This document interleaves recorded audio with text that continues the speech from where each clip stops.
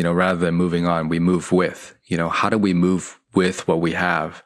And there's a difference. It sounds like such a small difference, but it makes a world of difference. How do we move into a world now with the loss that we have, but move into it, hopefully, holding hope and holding vision for something different. See, that's so good because, we talk a lot of Beyond the Crucible about not being in the pit of despair for your whole life, kind of, hiding under the cover saying, I'm so angry, I'm never doing anything productive with my life, which to me is not helpful psychologically or any other way. You've got to find a way, okay, this is awful, but I've got to find a way to move forward. Maybe this taught me some things. How can I use this for good? Not that suffering is ever good, but how can I use this to help others?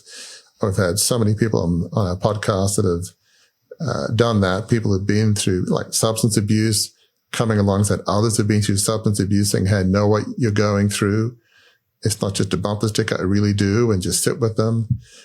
So I think in your words, moving with means you're not abandoning your grief, but neither of you sitting there purely grieving without doing anything productive with the rest of your life, right? You could have been demobilized by what happened to John and say, you know what? I'm going to stop being a chaplain. I'm going to stop it. I'm not going to sit with any more patients. I'm in too much pain. But you made a choice not to do that, right?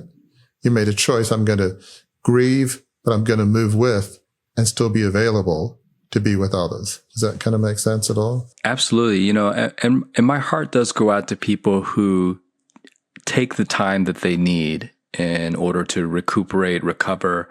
Or my heart goes out to people who don't have the community and resources that can step in for them and who feel paralyzed because they were never given the right consolation. But, what you're saying reminds me of, I had this very young patient and she lost her baby, her dog, and one of her grandparents in 1 week. And she couldn't sleep. And so I was seeing her, I think, on the 4th or 5th day that she had been admitted. And, I'm changing with some details to altering them for her privacy. But, she told me essentially, I lost these 3 very, very dear loved ones in my life. I can't sleep. And then she said, I started thinking, could I maybe open a nonprofit and start helping the poor and start a fundraiser? When I grow up, I want to be a social worker, because I want to raise money for like dog shelters and, for single women who are raising their, and she had all these big dreams.